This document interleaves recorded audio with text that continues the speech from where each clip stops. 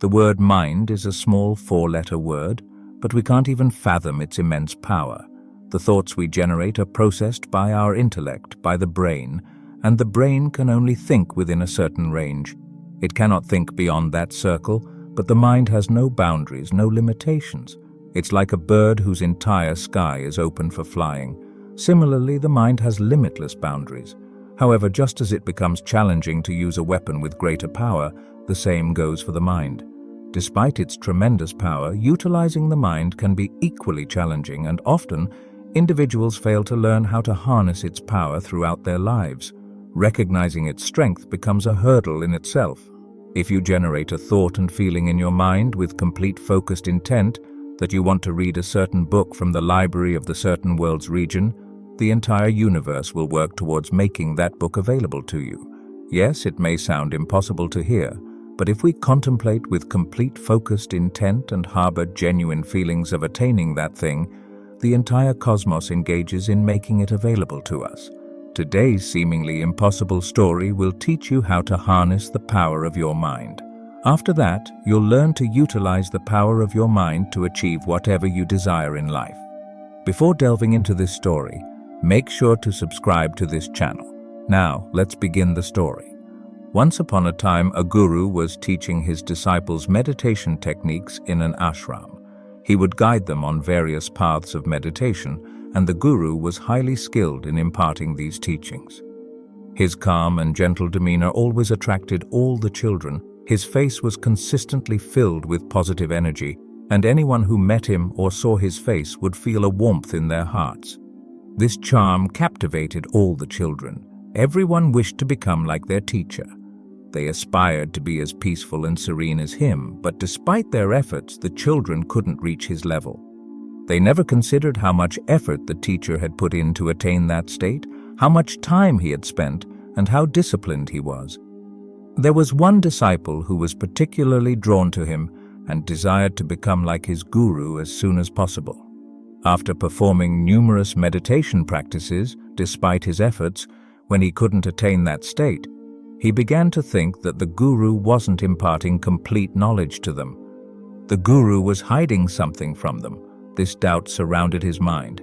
His mind was filled with this suspicion, and to resolve this doubt, he decided to completely mimic the guru. Thinking that if he followed the guru's actions throughout the day, just like the guru conducted himself, he would also attain that state.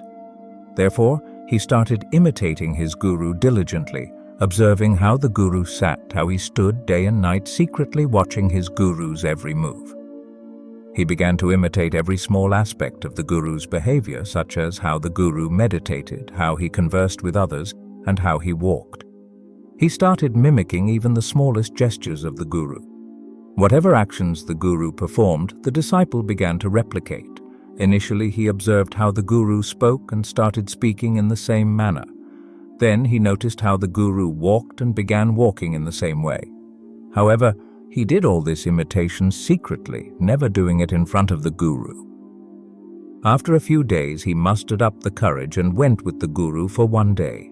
At that time, the guru was going to take a bath in a river.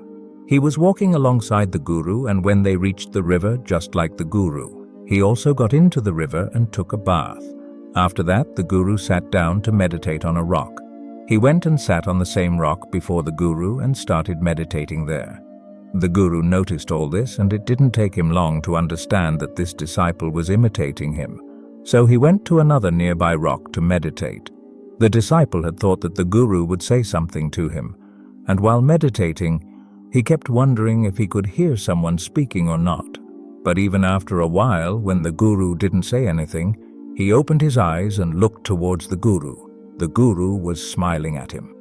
Upon this, the disciple asked, "Why are you smiling, Guruji?" Upon this, the guru said, "Why are you imitating me?" The disciple replied, "Guruji, I want to become like you. I wish to be as calm and composed as you are. I want to speak like you, walk like you." Hearing this, the guru said, "Son, imitation is the work of monkeys. Monkeys mimic others and behave in a similar way, but we have risen above monkey behavior as humans. We have taken birth in the form of humans, and you want to become a monkey again." Upon hearing this, the disciple said, But Guruji, even after so much meditation, I am not experiencing any significant change within me. I want to become like you, attain the truth like you. How can I achieve that? Hearing this, the Guru said, "First stop imitating me, and for that I will give you a small method. Can you do it?" The disciple replied, "Yes, Guruji, I will definitely do it." Guruji said that you should start observing your thoughts for a month and collect the number of thoughts as sticks. Remember, for every thought, pick up a stick and keep all these sticks in a pile in front of you over the month. Whenever a thought comes to you as a result, pick up a stick and put it in that pile. Do this process for a month. The disciple said, "Yes, Guruji, I will definitely do this. I will observe whatever thoughts come to me for a month. As a result, I will collect the same number of sticks and keep them in this pile." To this, the Guru said, "Along with this, you have to do one more thing. Gather all the sticks of thoughts related to meditation, knowledge, and truth outside the hut. Keep the sticks of other thoughts inside the hut. The sticks related to meditation, knowledge, and truth should be placed outside the hut. You need to follow this process for 1 month." The disciple asked, "But Guruji, what will this achieve?" Guruji replied, "You will know the results only after completing this process. Without worrying about the outcome, perform this process for 1 month. After that, we will discuss what has been achieved." The disciple followed the instructions for a month, collecting sticks for every thought, placing them inside and outside the hut. After a month, he approached Guruji and informed him about completing the process. Guruji accompanied him to the hut, where he had stored the collected sticks. Guruji observed that there were many sticks arranged neatly. After this, when Guruji came outside, he noticed that only a few sticks had been collected outside. This meant that there were fewer thoughts related to meditation, knowledge, and truth, while other thoughts were much more abundant. Upon seeing this, Guruji told the disciple to do one more task. He instructed him to gather all the sticks inside the hut and throw them into the river. Astonished, the disciple exclaimed, "Guruji, there are so many sticks inside, I won't be able to lift such a heavy load." Smiling, Guruji replied, "If you can't lift the burden of so many sticks, how do you manage the burden of these thoughts?" The disciple said, "Guruji, thoughts don't have any weight." To this, Guruji responded, "That's your misconception. Thoughts carry even more weight than these sticks, but we don't feel it because the weight is not on our body. It's on our mind, on our intellect. See for yourself, the thoughts related to truth, knowledge, and meditation are so few, while the rest of your thoughts are so abundant. Yet with these few thoughts about truth, you aim to attain the Supreme Being. You have assigned such a minimal value to the Supreme Being. Child, thoughts of meditation, knowledge, and truth are suppressed beneath your other thoughts. Until they remain suppressed, how can you attain the truth? If you want to achieve any goal, thoughts related to that goal should arise in your mind.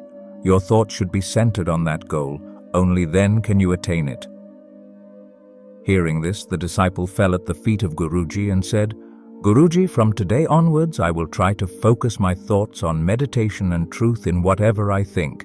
In this way, we all determine our goals." We may decide that we want a government job, we want to start a business, we want to be successful. These are decisions we can make. However, merely making these decisions will not lead us to our goals. Instead, we must focus our thoughts on that goal every morning, evening, day, and night. Eliminate all unnecessary thoughts and concentrate your thoughts on your goal. Once you have centered your thoughts on your goal, once you have created genuine intentions, there is no force in the world that can stop you from achieving your goal. You don't need anyone else's motivation. Be your own motivation, and the strength and power you need will come from your own mind and your own intellect. But for this, you need to be true to your goal. If you deceive your goal, consider it a betrayal to yourself.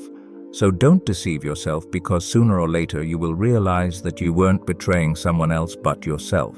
You were deceiving yourself, keeping yourself in falsehood, driving your own mind crazy, because ultimately whatever you do it for yourself.